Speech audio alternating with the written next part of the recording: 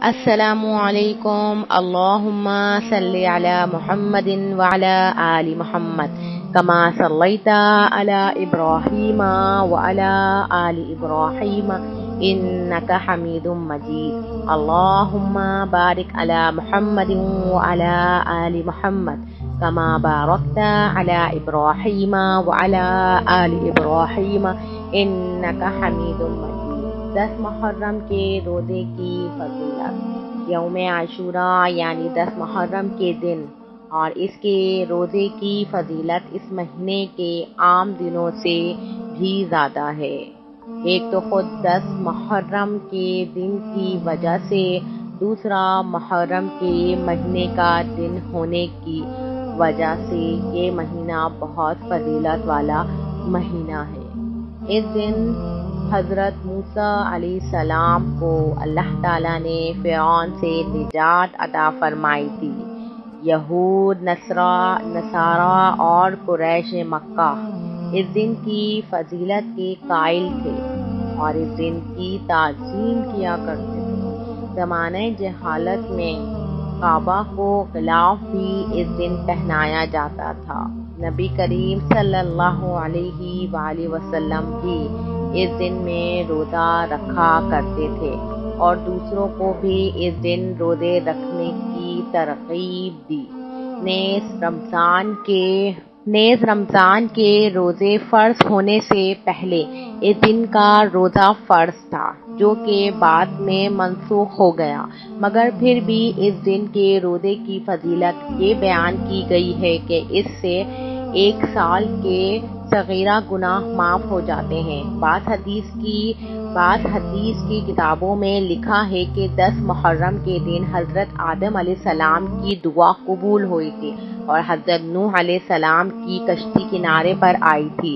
اسی دن حضرت عیسیٰ علیہ السلام کی ولادت بھی ہوئی تھی اور اسی دن آسمان پر اٹھائے گئے، اور اسی دن حضرت یونس علیہ السلام کو مچھلی کے پیٹ سے خلاصی ملی اور اسی دن ان کی امت کا قصور معاف ہوا۔ اسی دن حضرت یوسف علیہ السلام کنویں سے نکالے گئے۔ اسی دن حضرت ایوب علیہ السلام کو مرض سے صحت عطا ہوئی۔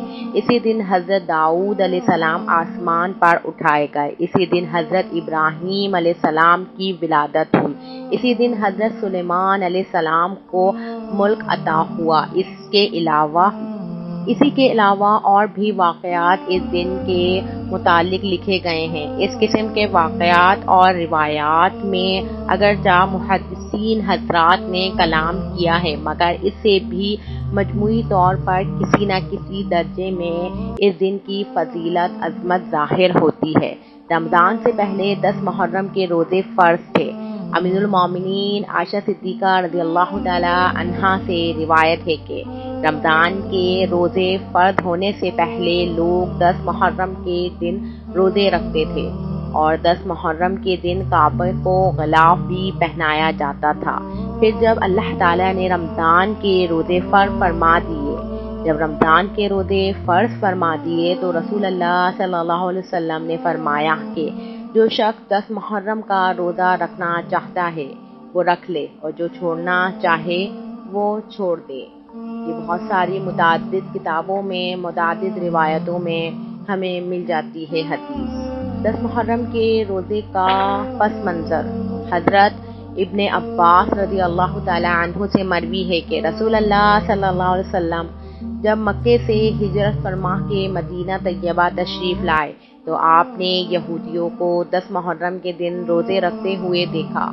آپ نے ان سے پوچھا کہ اس دن کی کیا خصوصیات ہے کہ تم روزے رکھتے ہو؟ انہوں نے کہا کہ یہ بڑا عظیم اور نیک دن ہے۔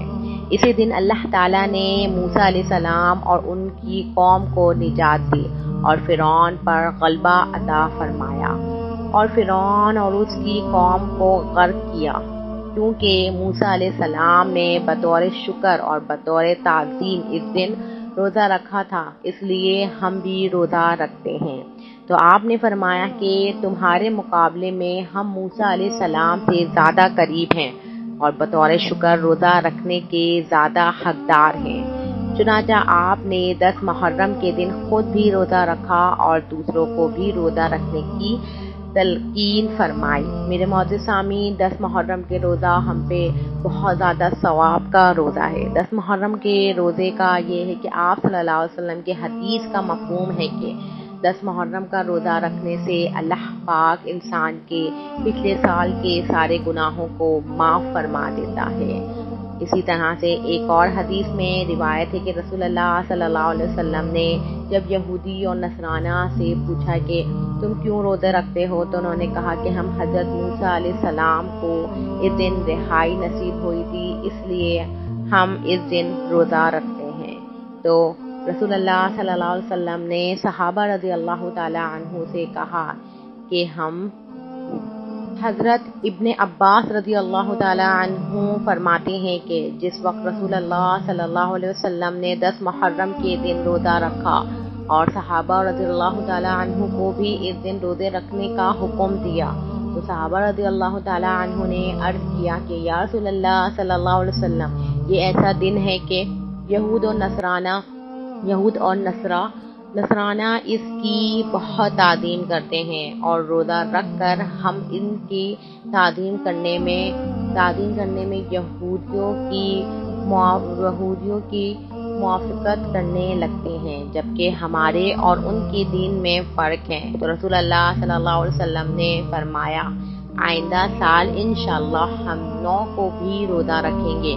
حضرت ابن عباس رضی اللہ تعالی عنہ فرماتے ہیں کہ آئندہ سال محرم سے پہلے ہی ربیع الاول میں آپ صلی اللہ علیہ وسلم کا وصال ہو گیا۔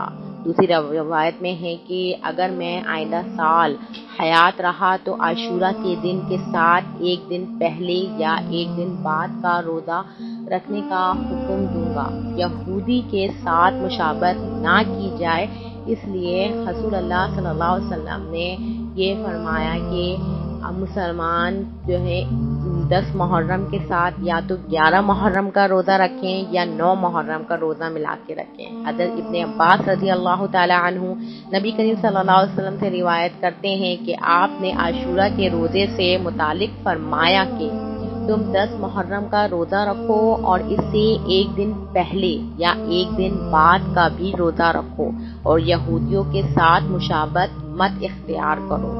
تو میرے معزز سامعین، آج آپ کے ساتھ میں نے 10 محرم کے روزے کی فضیلت اور 10 محرم کے ساتھ ایک روزہ ملا کے رکھنے کی فضیلت بیان کری۔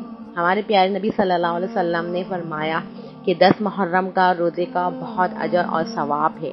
رمضان فرض ہونے سے پہلے ہم پہ 10 محرم کا روزہ فرض تھا، اور جب رمضان کے روزے اللہ پاک نے ہم پہ فرض کر دیے تو 10 محرم کا روزہ ہم پہ سے فرض ہٹ گیا۔ لیکن 10 محرم کا روزہ رکھنا بہت ثواب ہے، ایسا کہ ہمارے پچھلے سال کے گناہ معاف ہو گئے ہوں۔